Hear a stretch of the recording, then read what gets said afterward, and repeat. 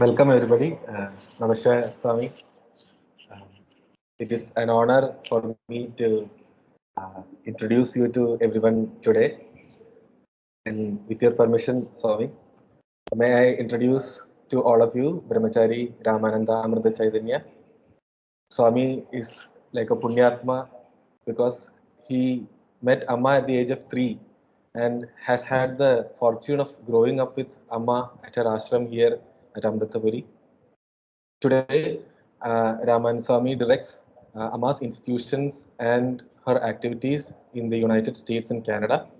He travels around US and Canada, giving lectures in various cities and delivering lectures at universities, sharing Amma's message of love and Nishkama Karma. And when Amma goes for tour around the world, Ramananji also goes with Amma.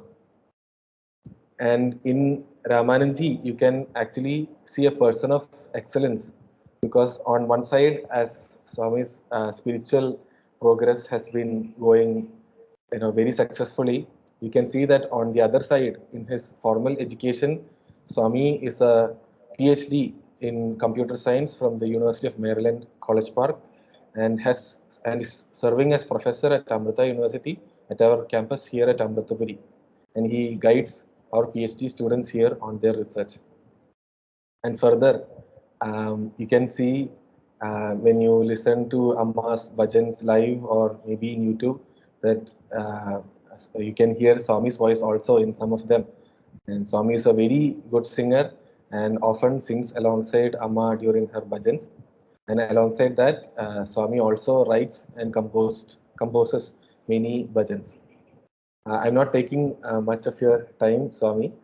I welcome all of you to this talk by Ramananji. And usually Swami's talks are very humorous, uplifting, and very inspiring. I'm sure that you'll all enjoy Swami's talk today. So without further ado, I welcome Ramananji to the mic. Namaskar, Swami.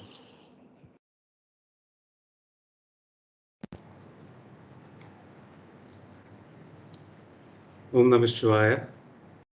I hope you can hear me well. I should be honest, that was quite a flattering introduction. Definitely kind of beefed up my ego. Any case, it may seem like it's all big deal. I guess I've yet to reach the state that you were mentioning about.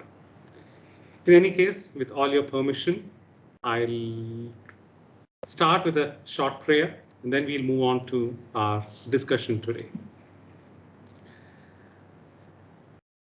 Om Shri Gurubhyo Namah Harihi Om Shvetambaram Shvetavilepa Pushpam Mukta Vibhusham Muditam Dvinetram Vamangapithasthita Divya Shaktim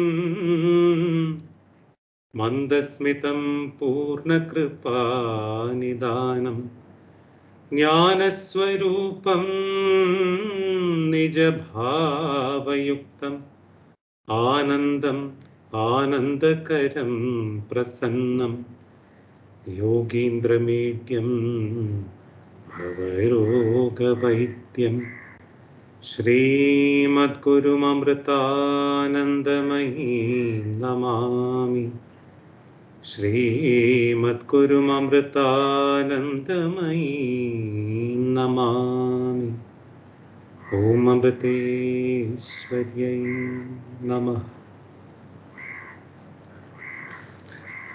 First of all, I think I should mention that I too am a proud Amrita University alumni. I guess most of you are Amrita University students who are attending. If I'm not wrong, I joined Amrita University as a student about 21 years ago. Just tells me how old I'm getting now. In any case, let's move on to the topic.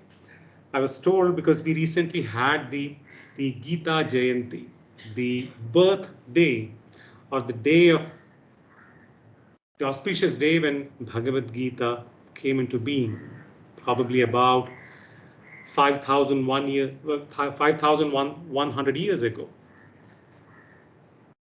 And I'm sure we're all blessed to have a text like Bhagavad Gita that can so well guide us. Because Bhagavad Gita is considered as a standalone grantha, as a standalone scripture, because it is so very well all-encompassing that it conveys all the essence of the Vedas, the ultimate teachings of the Indian tradition, Sanatana Dharma. There's a verse in the Bhagavad Gita, Dhyana, which goes as Sarvopanishado Gavo, Dogdha Gopalanandana, Partho Vatsa Sudhir Bhokta, Dugdham Gitamritam Mahat. Sarvopanishado Gavo, all the Upanishads, all the intellectual or the contemplative part of the Vedas, the Upanishads, the Vedantas, if we put them all together, they are like cattle, they are like cows. And who is the one who is drawing the milk out of the cows? Lord Krishna, who is conveying to us the Bhagavad Gita. And who is it churned, or who is the milking done for? Partha, Arjuna. And what is the milk? Gita. The essence of the Upanishads, the essence of the Vedantic teachings is what Bhagavad Gita is. It's a complete scripture as a standalone system. And Bhagavad Gita is very well followed, very well recognized in literally all walks of life. Great personalities have taken Bhagavad Gita as a guiding light for themselves. Mahatma Gandhi was a great proponent of Bhagavad Gita. Even Sunita Williams, who is the American astronaut who went into the space, and she had a Bhagavad Gita with her. So Bhagavad Gita has made a trip outside Earth too. Dr. APJ Abdul Kalam, who is an inspiration for all the youth, or literally all the citizens in this country, he ever had a copy of Bhagavad Gita in his office, as he would mention in different interviews and his talks. There is this great Indian English philosopher and writer, Aldous Huxley. He has also mentioned about how Bhagavad Gita has influenced his way of thinking as a philosopher. And if we are familiar with any EEE guys here, Nikola Tesla, who actually designed and introduced the alternating current, AC power supply, AC current. Even he has mentioned about how Bhagavad Gita has created an influence in his life. And this is just a short list. The list would keep going on and on. So Bhagavad Gita is a precious gift that our country has given to this world. Lord Krishna has blessed us with the gems of teachings that help us, guiding us in our life. And where did Bhagavad Gita happen? It did not happen in the Himalayas, in a hermitage, in a beautiful, peaceful place. It happened right in middle of a battlefield, a place of chaos, a place that would soon turn into be a chaotic place. It just shows how Bhagavad Gita, or teachings of the Vedas and the scriptures, are about applying in practical life. They are not just about sitting somewhere alone and contemplating on them and then forgetting about them. Rather, all these teachings are about how do we apply them in our life. If we don't apply them in our life, there's just no point learning these scriptures. So it just shows the practicality of that. And that's where it took place, in middle of the happening place, the battlefield. And when we say it happened in middle of the battlefield, so is Bhagavad Gita about promoting war? Definitely there is always this misconception. Bhagavad Gita rather is about dharma. It is about what our responsibilities are, what our duties are, what is right, what is wrong, how to be righteous, how to be dharmic in nature. But in Arjuna's case, he happened to be a warrior, and he happened to be in a battlefield about to participate in a war.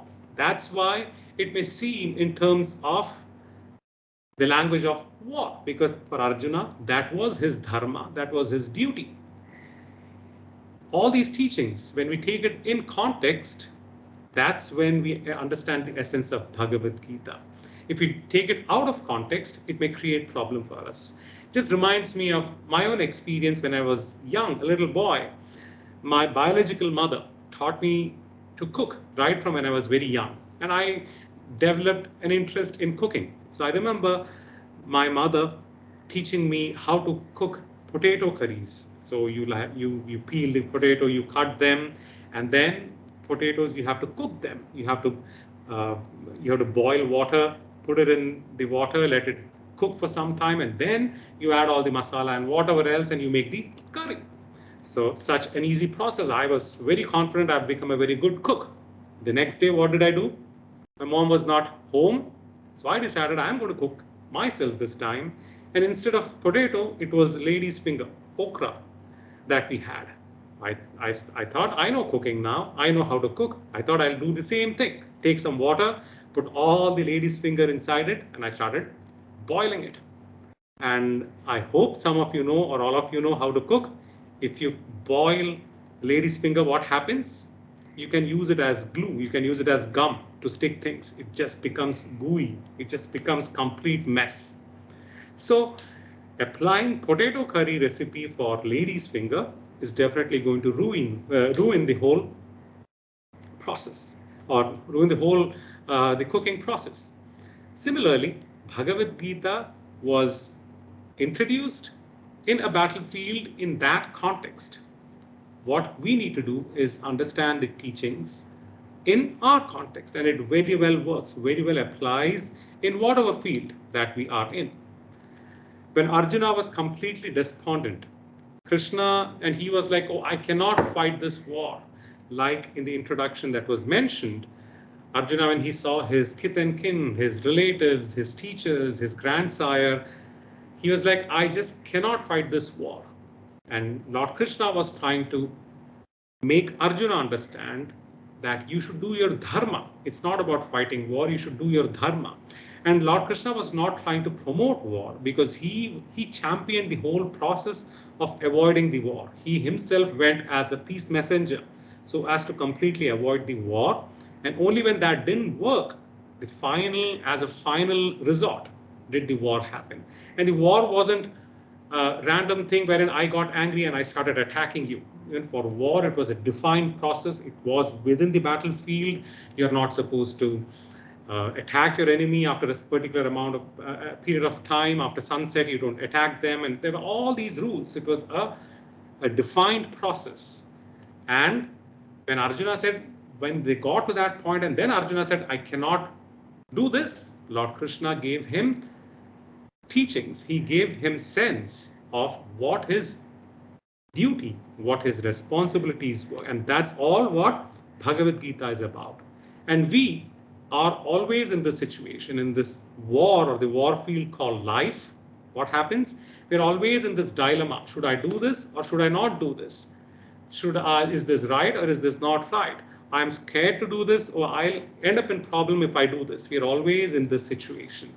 And Bhagavad Gita gives us the clarity about what is our dharma. Try to understand what your context is, what your dharma is, and act accordingly. That is what Bhagavad Gita is about.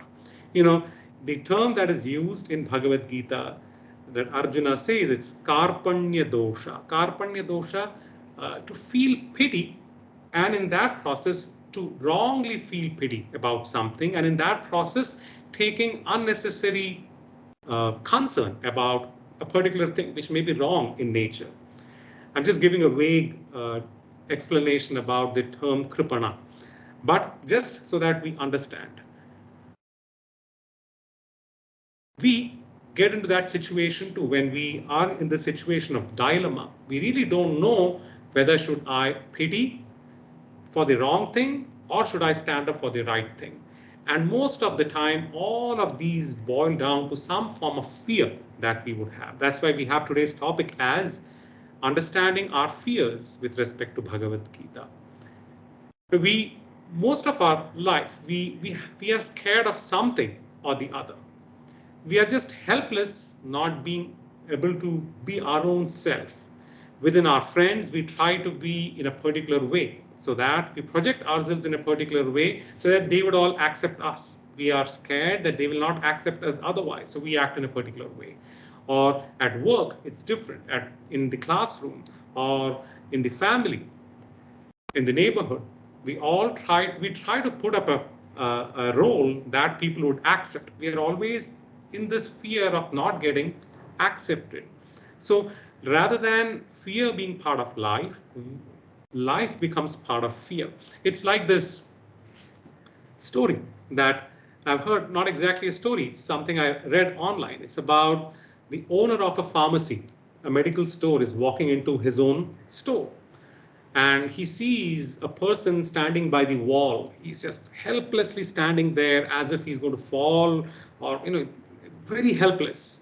So the owner is so intrigued by why this person standing by the wall helpless like that. So he goes to the clerk or the attendant in the store and asks him, what happened? Why is that guy standing like that? And he says, the attendant said, oh, he came with this very severe cough. He was coughing so loud that everyone here was getting irritated. So he had severe cough. And he asked for some medicine that I could give him. And I checked our inventory. We ran out of all the medicines for cough. So the owner asked him, what did you do then? He said, I gave him some laxative that will create loose motion. He's like, why on earth would you give him laxatives? He says, look at him. He ate the laxatives. Now his stomach is in very good shape. He coughs even once, everything will just come out. So he's not coughing. The problem of coughing is solved. But the point I was trying to make is our situation is like the person there standing against the wall, helpless. We are scared to cough because we know, because if we cough, something else would happen, which may be unfortunate in nature. So we are always caught up in all these different pressures that we have from different sides or different directions in life, and because of which we just cannot be our own self, our true self. I hope you all agree with that. There's a research that was done in the University of Oxford, the Oxford University in UK, which revealed, I was reading this article, they basically were concluding that those people who are short-tempered are people who could get scared very easily. So short-tempered people who can get angry very easily are the people who could be scared very easily too. And if you think about it, it is actually very true, because anger is just a shield that we form so as to hide our fear, or so as to cater to our fear. Think about a situation, say you are at the KSRTC bus stand or you are at the airport, and they suddenly announce that the airline or the airplane that we are going to fly in got cancelled. So what happens? Everyone, we see so many of these Air India videos on YouTube, right? Or WhatsApp or whatever, however they share. And then there's this one person standing there, there are 100 people standing around, everyone is shouting at him. What exactly is that shouting? What exactly is that anger that the passengers are expressing? The anger is nothing but their fear that if the flight got delayed or if the flight got cancelled, now what will happen to me? Will I be able to go to my destination? Will I be able to reach on time? Or will I miss my meeting? Will I miss the engagement that I had at the destination place? It's that fear which materializes in form of anger, and that anger we show at the Air India flight attendant, right? Or we get into a fight at work, or we may get fight with our friends, or two colleagues in an office get into a fight. Why? What is that? It is nothing but the fear of the boss. Will the boss recognize me or my work that I've done, and things like that. Anything that you take, finally boils down, any negative quality that we express, like anger, finally it boils down to what? Fear about something. So if we really think about all the negative qualities we have, we think about problems that we have, it is nothing but some way an offshoot of some form of fear that we have. Think about impatience. Say impatience. We are driving and we are in a traffic jam. We become impatient. What exactly is the impatient? It is our fear whether I will reach the destination on time or not. Will I miss my meeting? Will I miss the interview? Right? Or will I miss my flight? That's what materializes as impatience. Think about jealousy or envy. We become jealous of someone, or we envy someone. Say this person sings better than me and I become jealous of him. What exactly is that? It's my fear that he will or she will become more popular than me. People will stop recognizing me hereafter, or they will recognize that person more than me. It is that fear which materializes as jealousy, right? Think about greed. Greed is what? I want more and more of something. Why do I want more and more? Say money. I want more and more of money because I'm scared that with whatever I have, I will not be happy in the future. That thought materializes in form of greed. So every negative quality that we can think about finally boils down to some form of fear. And we need to understand what that fear is. If we do that, probably the problem gets solved. In the Bhagavad Gita, chapter 16, Lord Krishna says, Aneka chitta vibhranta mohajala samavrata prasakta kama bhogeshu patanti narakeshu chau. Aneka chitta vibhranta. The various forms of anxieties and fears that the mind has. Mohajala samavrata. Along with those fears, along with the various desires, various possessive attitude, various misconceptions, various preconceived notions that we have, along with that fear and all these put together, what happens? They're all catered towards what we desire for, karma, whatever we would want as part of our karma, as our desire. When all these combinations come together, I'm not going too detailed word by word explanation, I'm just giving the gist of this verse. So what happens when all these combinations come together, rooting down to fear, patanti narakeshu chau. We fall onto the abominable hell. Life becomes hell. We don't have to die and go to hell somewhere else. Wherever we are, it becomes hell. It's like how the husband tells the wife, oh, you know what? My mom is coming home today. For the husband, it is fun that his mom is coming home today. For the wife, it is the other way around. For the husband, it is heaven. Mom is coming, I'll get good food, I'll have a lot of love and affection that I would get. But for the wife, it's the mother-in-law coming home. For the same situation becomes hell for the wife, becomes heaven for the husband. So it is our fears, our thoughts, our preconceived notions, our desires, all of them put together, they create hell for us wherever we are. So the point I'm trying to make, fear, it creates it offshoots into all these negativities we have, and they in turn transform into the various problems that we have. So we need to understand literally the root cause of all the problems that we face. Literally all the problems that we face in life. It is what? It is fear. And talking about fear, I could think of two kinds of fears that we can have. One is the essential fear, and the second one being the non-essential fear. The essential fear could be the reflexive fear, the fear that is designed in our physiological body, biologically, mentally. Our body is designed to get scared, which is essential. Sometimes we play a prank with our friend, right? I'm sure you have all done it in the hostel, wherein one of your friends comes down the hallway and you hide behind the door and suddenly jump in front of him and say, boo, and the friend gets scared. Or they do, funny things. What exactly is that? The body is designed to do that. Why does the friend shout when you scare the friend? The shouting is in a way to defend themselves. The body is designed. So when you shout, what happens? I'm sure you have seen this. Your one friend is trying to scare another friend. The friend who got scared shouts, and hearing him shout, the first friend also gets scared, right? It happens sometimes. Why? That's exactly why fear is designed in our body. Because in that, the way you shout or the face that you make all these funny face, literally scary face with eyes wide open. All you're trying to do is scare the person who's trying to scare you. It's basically signals going to your brain that someone is trying to attack you.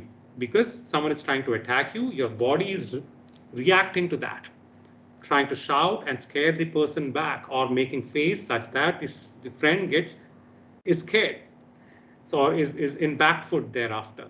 So this form of fear is the essential fear that we need in living in midst of the world. Like the deer, the deer, think of deer that is getting, attacked by a lion or a tiger. What if the deer does not have fear at all? Literally all the deers in the jungle will die. It is their fear which is their instrument. It is their weapon. It is that their fear because of which they immediately escape, they run and don't die. Or think about, when we do the Diwali firecrackers, right? Fireworks that we do. When you do the padakam or the Lakshmi bomb or Rassi bomb that you have, and you try to light it, and when it bursts, what happened? We close our eyes. Whether we like it or not, we just close our eyes. What if we don't close our eyes? And what if something from that comes and hits us? We can hurt our eyes.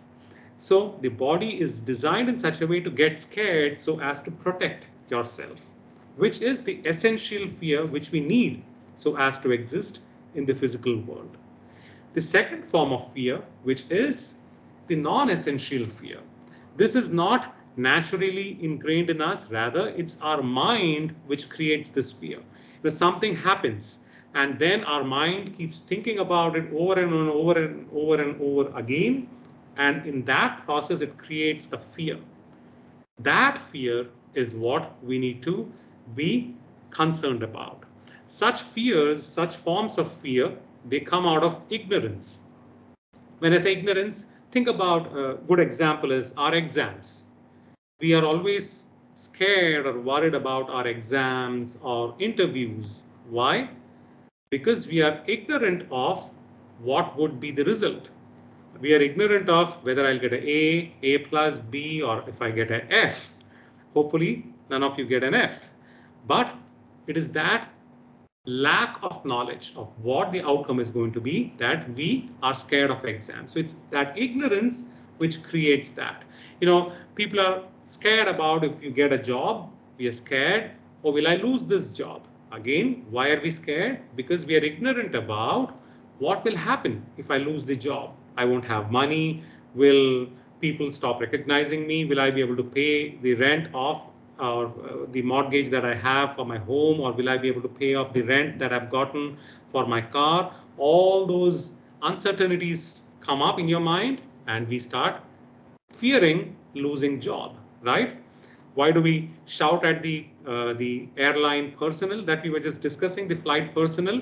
Because we are scared that if I miss my interview that I was supposed to attend or whatever, or if the flight is cancelled, where will I sleep tonight? Or will I get food? Or will I reach home? And all those forms of uncertainties come up, and that creates the fear.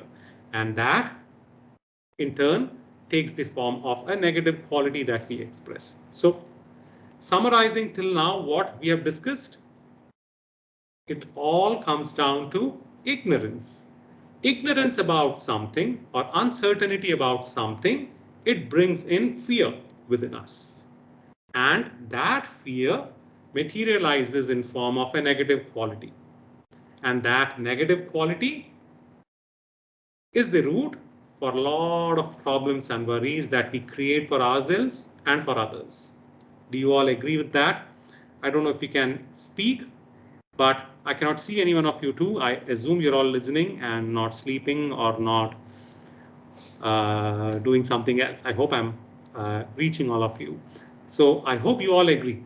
Once more, summarizing it, ignorance or uncertainty about things is what blossoms into fear, and that fear materializes in form of negativities, and these negativities is what they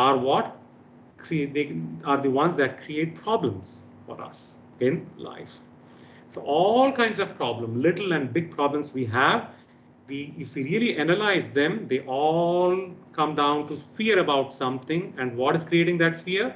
Are uncertainty about or ignorance about something. So it would be good if we really analyze it. In Bhagavad Gita, when Arjuna told Lord Krishna, I have this karpanya dosha. I just cannot fight. I'm in this shell of fear and uncertainty. I cannot fight this war. And Lord Krishna didn't answer telling, look at that Duryodhana, he's such a bad person. Look at that Shakuni, he's such a bad person. Look at your Bhishma, he did this and this and this, he was wrong. He didn't say any of that.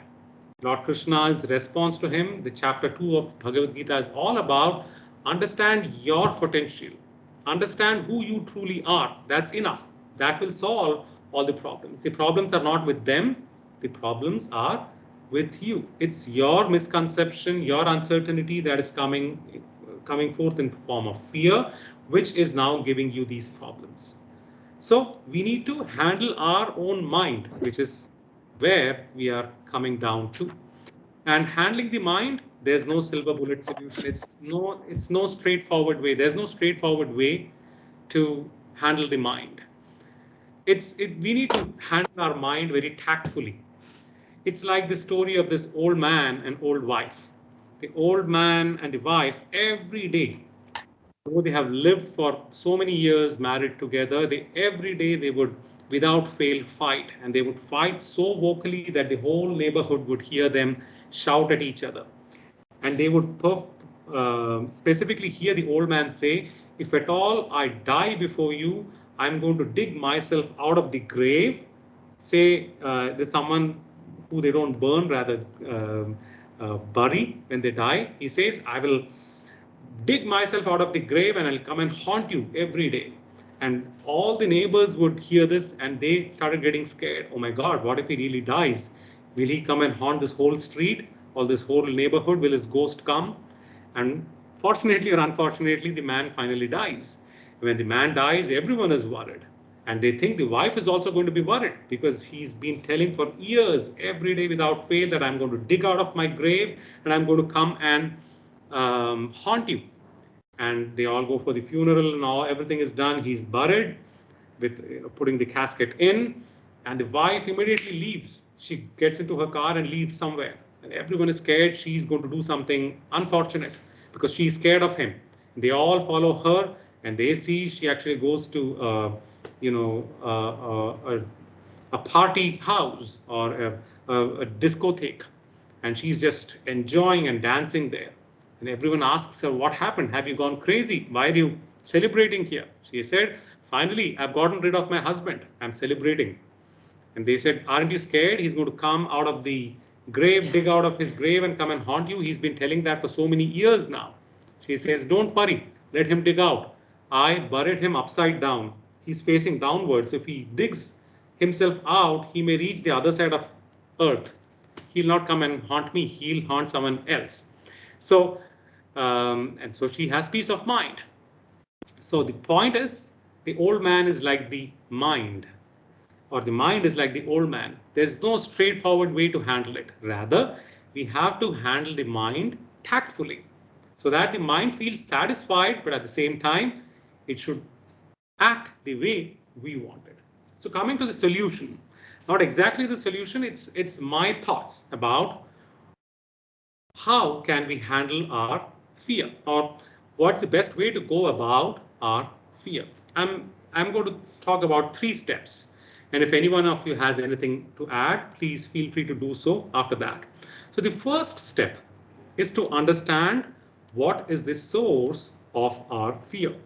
Exactly like I had mentioned earlier, most of our problems and worries, they boil down to some form of fear that we have, and that fear is because we have uncertainty about something or ignorance about something. So try to boil down to that. I read a message that I got on WhatsApp a few years ago. It was actually a very meaningful one. It said, you're not scared of, we are typically not scared of heights. What are we actually scared of is falling. So many people have this fear of being up in the skyscraper or in great heights. Why? It's not exactly the fear of height, rather, it's the fear of what if I fall down? Or people, we are not scared of people around us. Rather, we are scared of what will they accept me? That's what scares me. We are not scared of darkness. We are scared of what is in there that I don't know. That feeling is what creates fear. So it may feel like I'm scared of heights, I'm scared of people, I'm scared of darkness. It's not heights, people, or darkness that we are scared of. We are scared of what? We are scared of falling, we are scared of rejection, or we are scared of what is in there. So though at the face value it may feel like my fear is about something, we need to do digging well enough so that we really try to understand what is the root of this cause. And unless and until we do that, it's only a superficial solution. Like I had mentioned, Lord Krishna didn't give Arjuna a superficial answer telling you have to fight the war because Duryodhana is bad and Bhishma is bad. Rather, he tried to go down to the very basic, telling you try to understand who you are and what your responsibilities are. Okay, so we need to boil down, come down, try to really dig out what is exactly my fear. It just reminds me every time I talk about fear, I never fail to talk about one of the fears I used to have. I'm telling I used to have, I don't have it as much as before. Fear of darkness. And I'm sure many of you would share that fear with me. It's not a very pleasant thing to be in darkness. And now I'm much more better. I'm okay now. But few years ago, I used to always avoid being in darkness. And being alone in darkness, forget about it. So when Amma sent me to Washington, D.C., there's this ashram there, this building, which is about, the whole building is about 16,000 square feet. So it's a big building. And then there's no other building close by, it's just that one building. And I had to stay there all alone by myself in that building. Daytime, it's a beautiful place, green and picturesque place. But at night, it's just darkness everywhere. And that building was kind of not very well maintained by the previous owners. So, and it's made out of wood. So, breeze and whatever happens, a lot of noise, you can hear things here and there. And I specifically remember when I would go down to the kitchen for dinner, I would always hear some footsteps in the adjacent room. It would be like someone wearing high heels shoes and, walking, tiptoeing in the other room. And every time I would hear that, I would just run back to my room and, chant a lot or just start singing bhajans on top of my voice. That was always the case. I'm not exaggerating. I really did that. I find it funny now. But then, so every time when I heard these footsteps, and technically what happened was the previous owners of the house, they were old couple, and both of them happened to die just before we got the house. Especially the woman, the wife, actually died just before we got the house. And I was always wondering, it's that lady walking down that room, up and down with high-heeled shoes. And I would just not dare to come back to the kitchen at night. But once I was in the kitchen at the daytime. And when I was in the kitchen at the daytime and I heard these footsteps, now there's so much light. So I was a different person. I was like, let me see what's happening. I'm very courageous now. So I go to the adjacent room and see if the lady is walking there. And you think I found the lady walking there? No, there was no lady there. I was like, then I went to the other room and checked there. There was no lady there. Now it started intriguing me. So I started going every place to see where that noise is coming from. And finally I found out it was coming from the kitchen itself. In the kitchen, there was an ice maker. There we have this, I don't know whether it's very common here yet. So basically it's like a small fridge or freezer. All it does is it takes water and creates a lot of ice, and once it creates the ice cubes will fall down onto a tray beneath. So first a few ice cubes will fall onto the tray. So I would hear, and then few more will fall, many more will fall, then it will become, and then many more will fall, then it will be like someone it would feel like someone is running. And so I would just assume, oh, it's that lady now slowly walking, then she's walking faster, and as I run, she's also running behind me. That's how it used to feel like. But the moment I found out it was just an ice maker that was making this noise, now I hear that every day. In the middle of the night, at the daytime, every time I hear that noise. Does that scare me anymore? No, it doesn't. Why? Because I now found out the cause or the root of that noise. The moment I found out what is the cause or the root of that noise, automatically that fear doesn't come up. So the moment you boil down to the cause of it, the very root of it, half the problem is solved. So that's the first step. Try to find out what is the cause, the root of it. 2, whatever little bit of fear that is left, try to convert that into a challenge. And how do we convert fear into challenge? By inducing or bringing in the attitude of love. Try to love what we do. We are scared of exams, but the school system is such that they try to bring in, whether they know it or not, the system is like that. They try to bring in some amount of love into it. How do we love?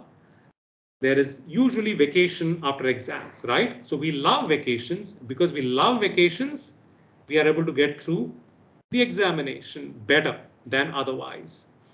So bring in the attitude of love. Or think about flying in an airplane for 2 hours.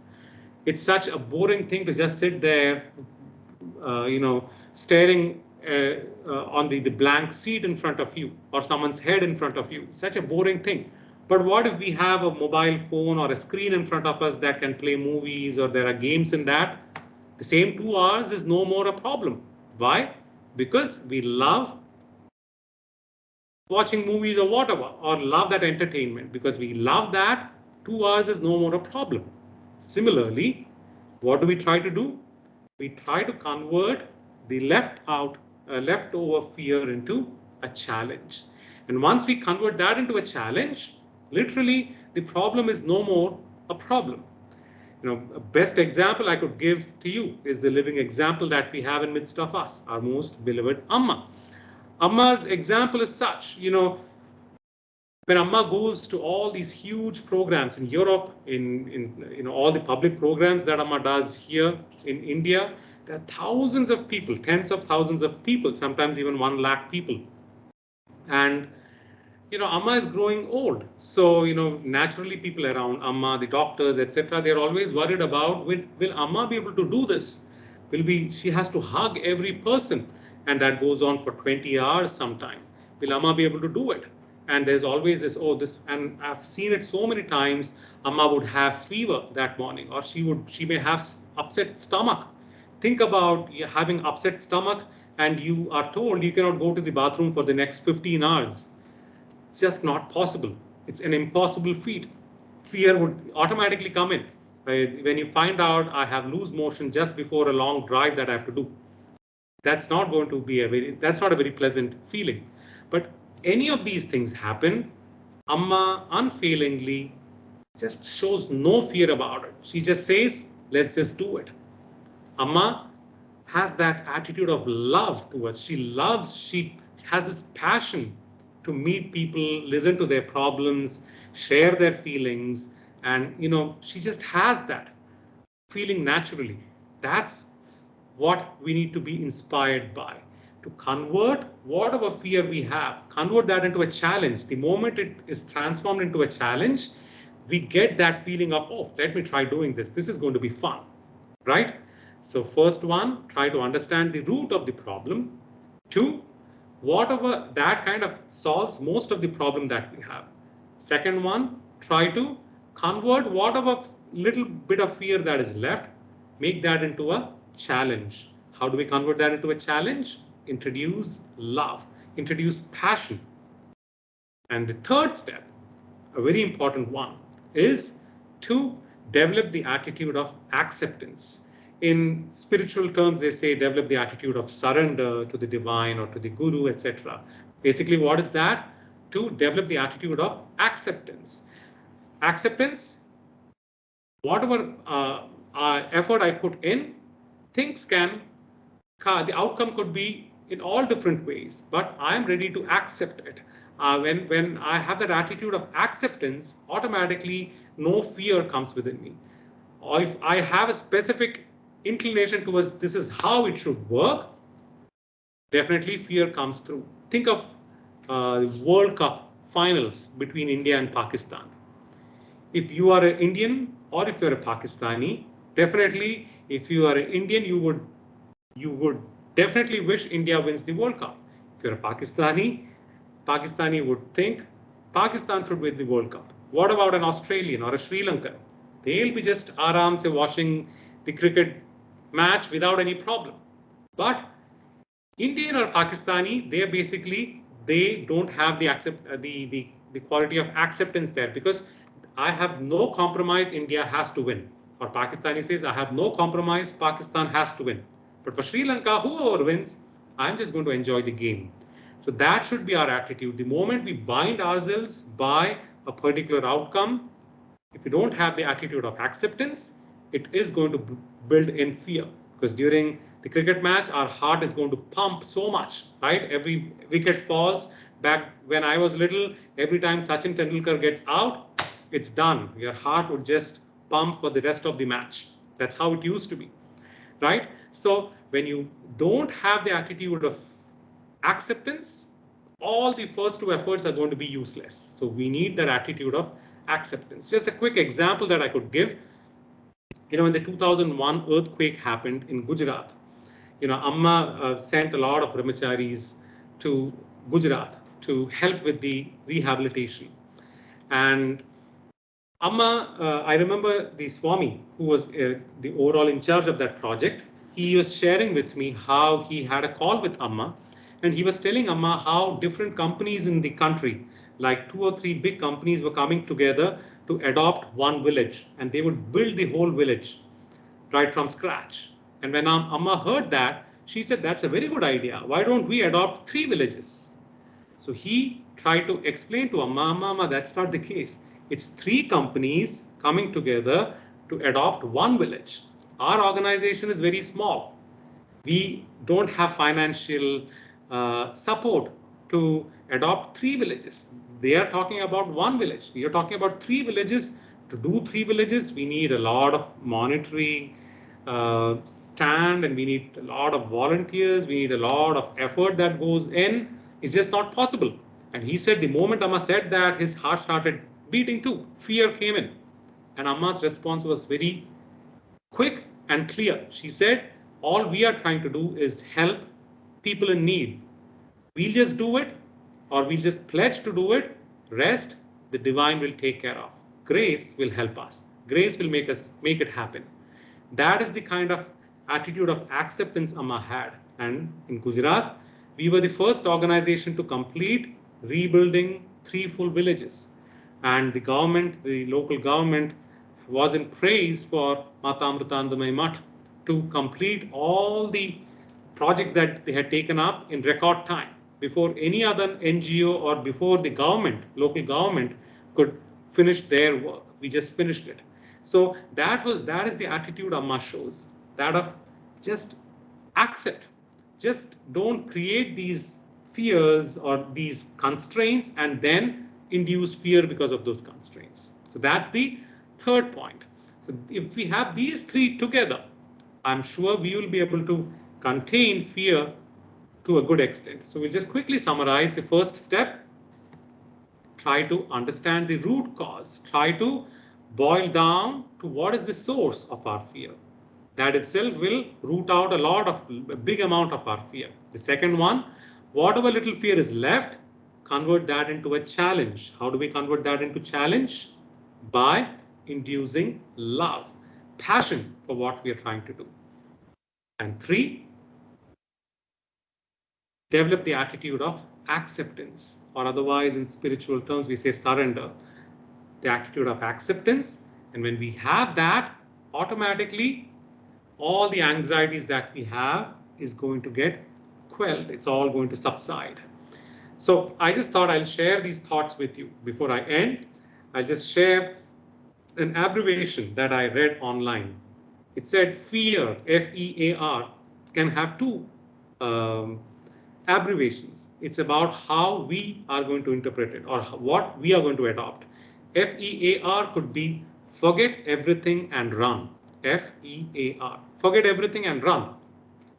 Or the other attitude we can have is F-E-A-R could be face everything and rise. Forget everything and run, or otherwise face everything and rise. So it's up to us to decide which form of fear do we want. Face everything and rise, or forget everything and run and fail in everything.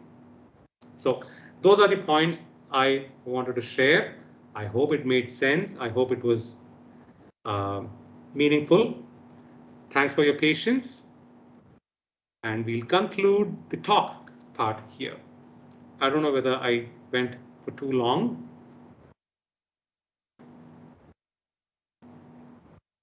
Is everyone asleep?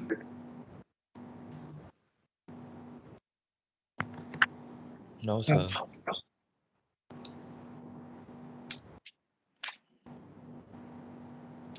Masha Saji. So that was indeed a really good message for all of us to, I mean, we had a really good takeaway messages. So we had few questions. I think Abhishek has a question. So yeah, please go ahead. So before I take questions, I always do this disclaimer. I may not know the answer for it. I'll just try to share my views, and I would welcome any one of you too, if you would have anything to add. Yeah, please go ahead, Yeah, Abhishek. Abhishek.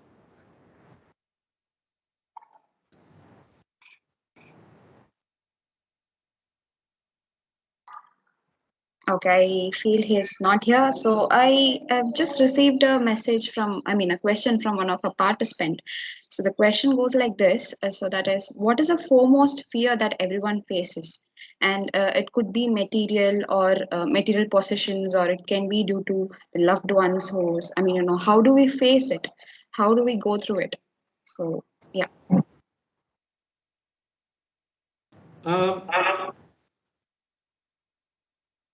It's for us to think about what our priority of fear is. I'm sure all of us have some form of fear or the other.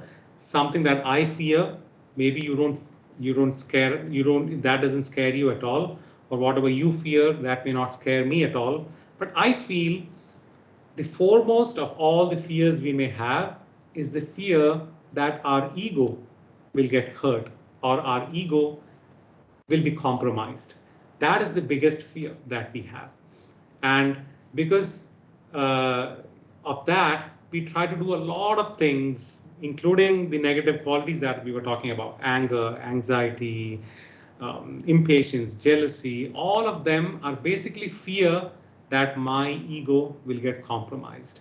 And that that fear kind of multiplies or develops into bigger fears. So I feel it's basically that. Will I get accepted?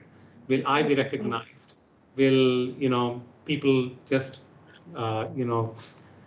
disregard me and things like that? So I feel that's the biggest fear all of us would have, or any form of fear will boil down to that. Right. Thank you, Sanji. So I think we have Darshak from Integrated Mathematics to have a question. Yeah, please go ahead, Darshak. Yeah. First of all, thank you so much, Swamiji, for your enlightening words. So my question is that, Swamiji, can fearlessness, can it lead to overconfidence? And can being optimistic reduce the fear?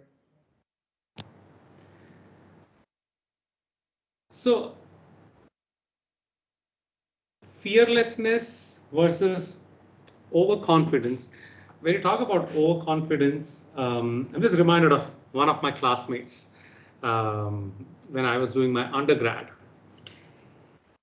He had this very strong conviction about himself. He really thought he was very good looking. He had a very strong thought that he was very good in, we were computer science students. So he was very good in programming, probably the best in the class. He always thought he had the best ideas about things and he was the most creative, etc. So I remember in the first year, he had the guts to go and propose to a girl in the class. And the girl, he was really good in a lot of things, but definitely not as good as he thought.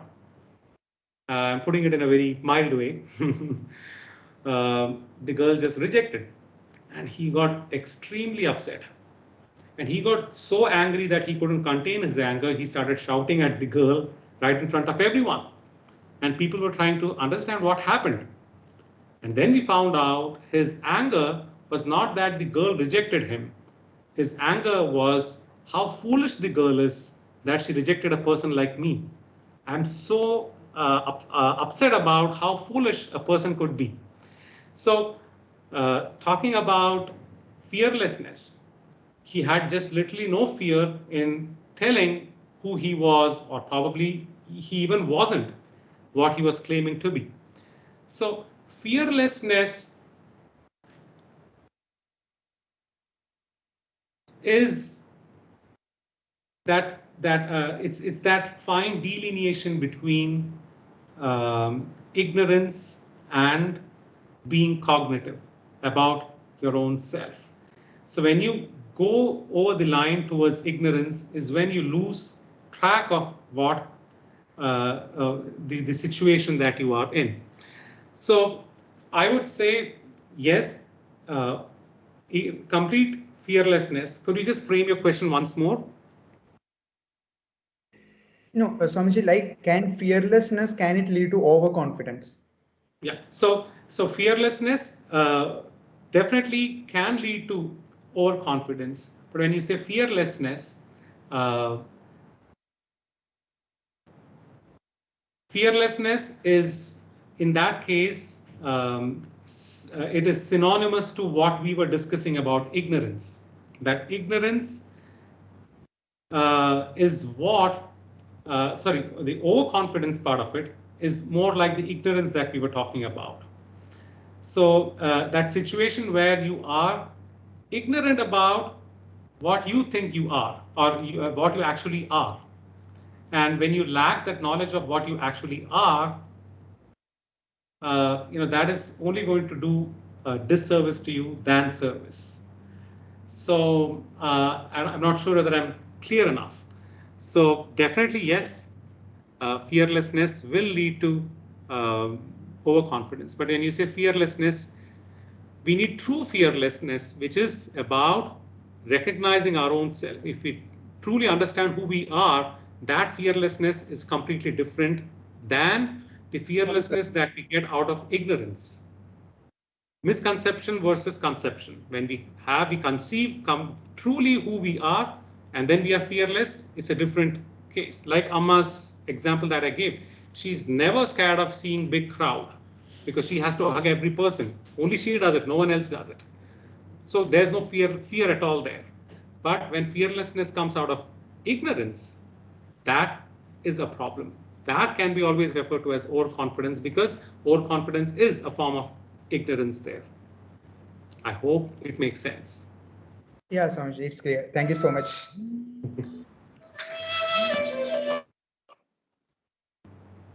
Thank you, Darshak, for that wonderful question. So many of us wanted to hear 2 lines of Amma's bhajan because you're a pretty good singer as well. So I wish we could hear if the time permits. What kind of a bhajan? Anything, Ramanand, it's totally up to you.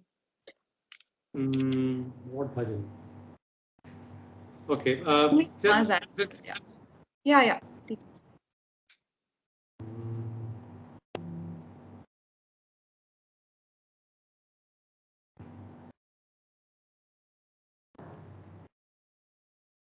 Hindi thing is okay? A Hindi bhajan is okay? Yes, anything is fine. Oh.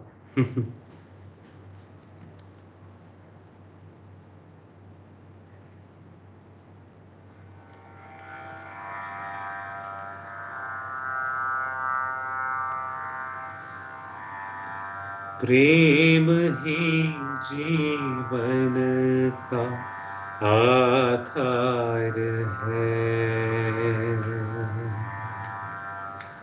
प्रेम हर एक धर्म का सार है,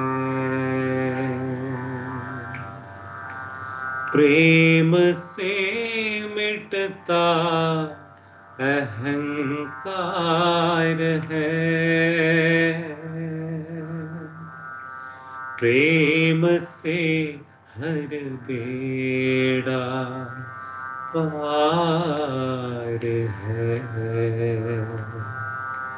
प्रेम से हर बेड़ा पार है, मनवा प्रेम कर कर सब से तू प्यार,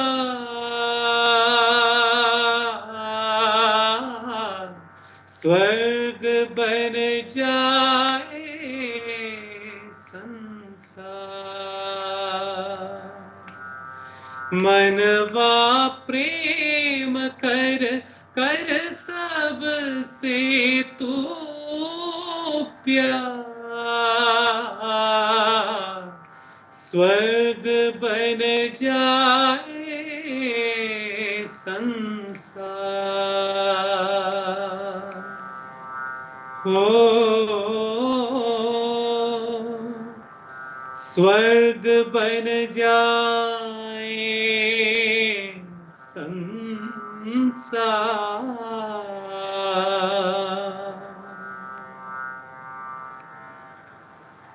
Good enough? Thank you so much. Thank you so much. Thank you so much.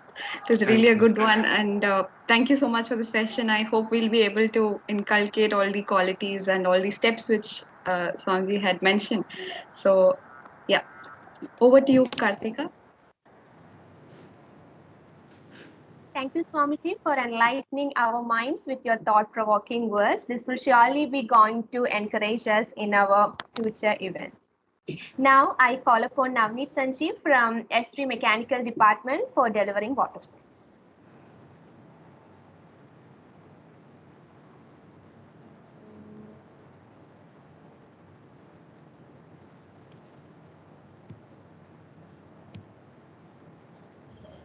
Namaskar, Swamiji. Swamiji, thank you for the session. I think you pointed out a lot of things regarding how to tackle fear, and you've given 4-point solutions, and you also showed us how fear is the root cause or the real cause of almost all the problems which we have in life. And you also categorize them into two parts: essential and non-essential. Usually, we only see the essential fears. Generally, we only see the essential fears as fears. We don't see the non-essential ones. I think maybe because it must be because of the ego or things which prevent us from calling the non-essential fears as fears. And you also expressed wonderful stories, like many stories which were so wonderful and that we enjoyed it very much.